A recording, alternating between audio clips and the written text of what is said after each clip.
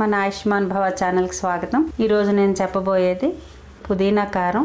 ఈ పుదీనా కారంకి కావాల్సిన సామాన్లు 3 కట్టలు పుదీనా తీసుకున్నాను. కొద్దిగా మాకు వాడతాం ఎక్కువగా, అందుకని ఈ కాలంలోని 3 కట్టలు కడిగి ఆరబెట్టుకున్నాను.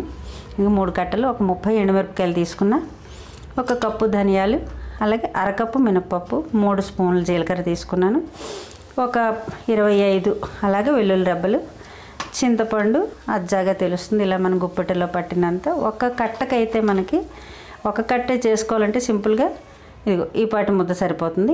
ఇప్పుడు మనం కళాయి పెట్టుకున్నాము, కళాయిలో నూనె వేసుకుందాం. నూనె వేడెక్కింది.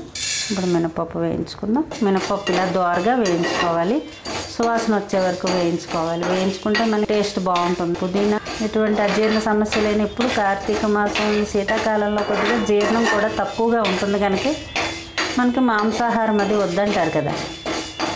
ఇప్పుడు దీనికి జీర్ణానికి ఉపయోగపడేది మన పొట్టలో ఉన్నటువంటి పులి తేనుపులు అలాంటివి రానివ్వకుండా చక్కగా జీర్ణం చేస్తుంది, ఇంకా ఆకలి పెంచుతుంది, కపదోషాలు హరిస్తుంది. చూడండి, పప్పు శుభ్రంగా మంచిగా వేగిపోయింది. ఇప్పుడు ధనియాలు వేయించుకుంటాం.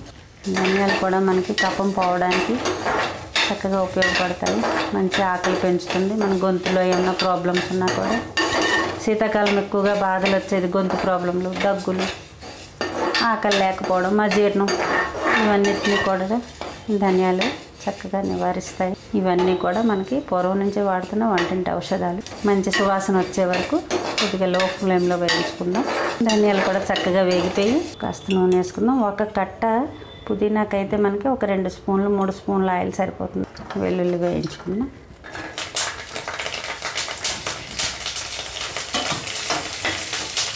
ఇష్టమైతే వెల్లుల్లి వేసుకోవచ్చు, లేదంటే వెల్లుల్లి వేసుకోకపోయినా పర్వాలేదు. పుదీనా కారానికి మిరపకాయలు వేపుకుందాం. పుదీనా కొత్తిమీర ఫ్లేవర్ వేగుతుంటేనే మనకి బాగుంటుంది. అన్నీ మనం మరీ హైలో కాకుండా మరీ సిమ్లో కాకుండా మధ్య ఫ్లేమ్లో పెట్టి వేపుకున్నామంటే సమానంగా వేగుతాయి. ఇది మనం చేసుకుని ఫ్రిడ్జ్లో నిల్వ పెట్టుకోవచ్చు, పైన ఉంచుకున్నా ఏమవ్వదు. నెల్లాళ్ళ వరకు బాగానే ఉంటుంది. నెల అయితే కూడా పాడవదు, కాబట్టి టేస్ట్ కొద్దిగా మారుతుంది. మిరపకాయలు వేగిపోయి జీలకర్ర వేసేసుకుందాం. మన శరీర తత్వాల్లోనే కఫ, వాత, పిత్త ఒక్కొక్కరికి ఒక్కొక్క రకమైనటువంటిది ఎక్కువగా ఉంటుంది ఒంటిలో. కొద్దిగా వేగితే ఇది మిక్సీకి బాగా నలుగుతుంది. కొద్దిగా వేడి చేసుకుని ఇప్పుడు పుదీనా వేసేసుకుందాం. ఆయిల్ వేసుకుని పుదీనా వేసేసుకుందాం. పుదీనా వేగాలి. చక్కగా వేగిపోయింది పుదీనా కూడా. ఇప్పుడు మనం మిక్సీ వేసుకుందాం. గుమగుమలాడే పుదీనా కారం రెడీ అయిపోయింది.